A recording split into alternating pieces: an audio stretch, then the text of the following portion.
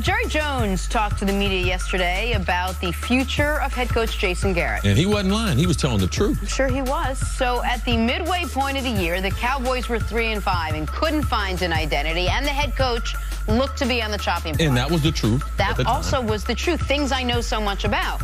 But after finishing the season with the NFC East title and a playoff win, it doesn't look like Jason Garrett is going anywhere. Just ask Jerry Jones.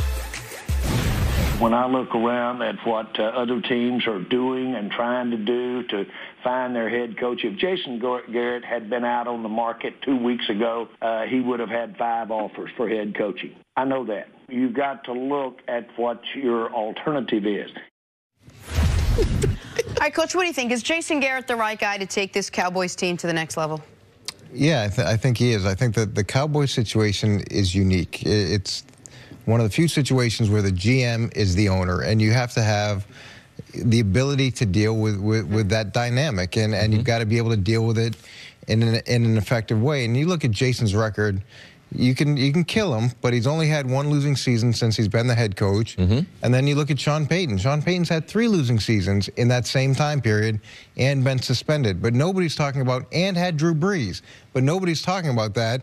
Sean's had to deal with changing over quarterbacks from Tony Romo. Jason Garrett's had to deal with. Yes. Jason Garrett's had to deal with changing over quarterbacks. There's been staff changes. There's been transition that you could argue he's done a very effective job with in an environment that is unique in the NFL. Not a lot of people have to deal with that same power structure. You mentioned it's unique. Do you think it's a net positive or net negative if you're the head coach of the Cowboys?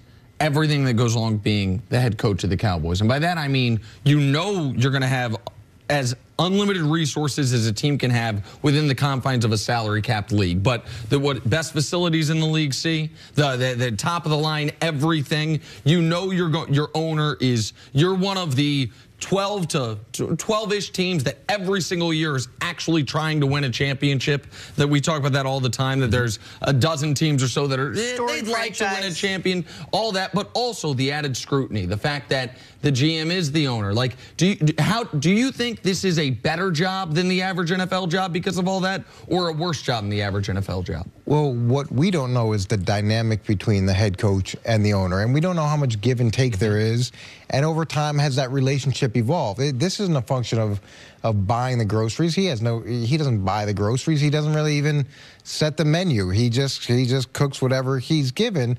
Now, but maybe over time, as their relationship has grown, there has been more give and take, because you want the ability as a head coach to shape the team that you have. You want the ability to be able to discipline the players the way you believe they should be disciplined.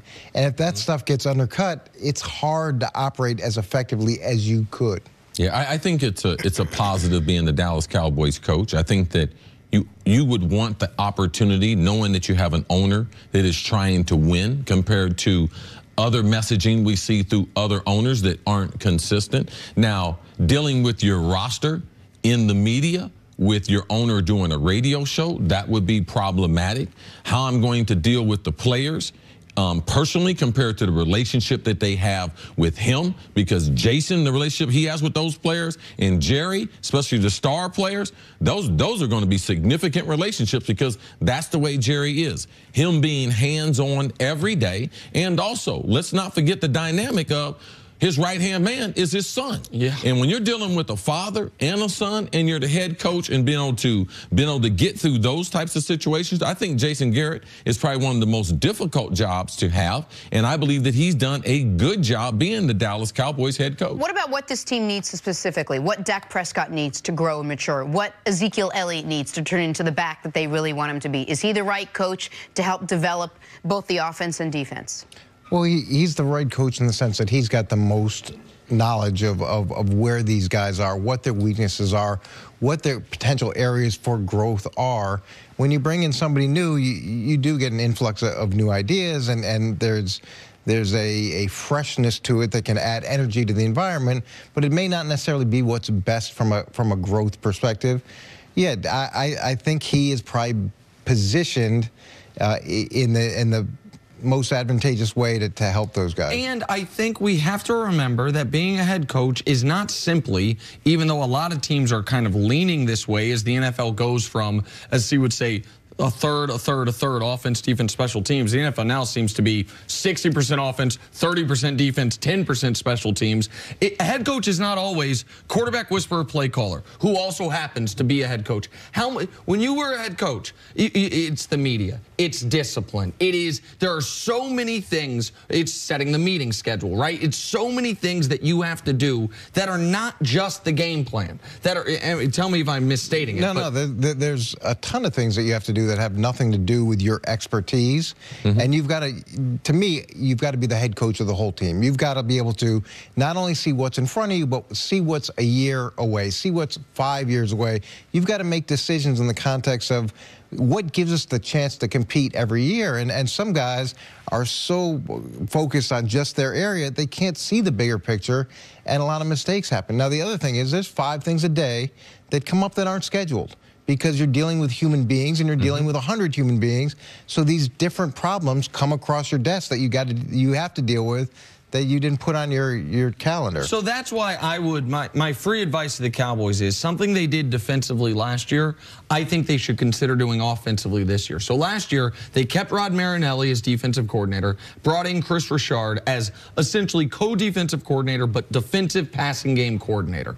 And he did a great job, a good enough job. His name was floated as a head coach candidate. They say they're going to keep Scott Linehan. I've been underwhelmed in my career watching Scott Linehan by the offenses he's coordinated, but they're keeping him. Can you bring in an offensive passing game coordinator that focuses on Dak, on the routes, on the route combinations, and tries to enhance that? Because Jason Garrett, I think, is a good CEO. I think he could use maybe a better COO. And if they're leaving Marinelli and Linehan in place, can those guys have someone that can help Dak and the passing game evolve? Because every question around the Cowboys, when we're looking about their future, comes back to how good is Dak going to be down the road? There is no quarterback coach, there's no offensive coordinator that can teach someone to throw. So Scott Linehan, he's been good in this league for a long period of time, and it might just seem just so simple that we might just add something else, but what effect does it have on the rest of the team? And we can't just like, there's not 32 guys out there that can enhance your offense like we think. We think all these young coaches, man, there's millions of them. Oh, they're all everywhere. Oh, okay. All right. Wait till 3 or 4 years from now. And you guys come back and we're still doing television. I'm telling you, where are all those young smart guys at now? All right. They're going to be changing their corner like Nick Wright. He's going to be like, got off of that smart thing. So I just think right now in the NFL, trying to add wrinkles to your offense is harder said than done. And I know there's no one that can teach a quarterback how to throw the ball effectively better. Now, we can have some concepts that open it up, but Dak Prescott, it's on himself to get his feet better, to get his shoulders stronger, work on his timing, get his hips involved in the throw. That's not some other person's responsibility. That's the professional's responsibility. It's not some coaches. You are responsible for your own talent. There's enough quarterback gurus and stuff out there that aren't working for teams. All right? Tom Brady's guy is not employed anywhere, all right? And Drew Brees, Tom Brady, and all these other guys go to him. Let's not put that on the Dallas staff. That's something you should be doing in your offseason, Coach. Know what helps really smart coaches? Really good quarterbacks. That helps really. Look at Belichick. There's one winning season in 6 years as a head football coach, which would get you fired pretty much anywhere at any time. And then Tom Brady kicks in, and it was the combination of those two people and they work together that has changed everything. And the situation in Green Bay, you've got a young head coach going there. He's got a great opportunity to look really good right away because he's got Aaron Rodgers. You insert those guys somewhere else where there isn't a quarterback, it's a whole different ballgame. That's what this show is when I'm not here. That doesn't happen a lot, but sometimes it does. Take a break. Coming up, you stick around for one more segment. How much trouble will Tyreek Hill give the Patriots? That's next on First Things First. Guaranteed Jenna didn't get any of those stickers on her report card for perfect attendance. For perfect attendance.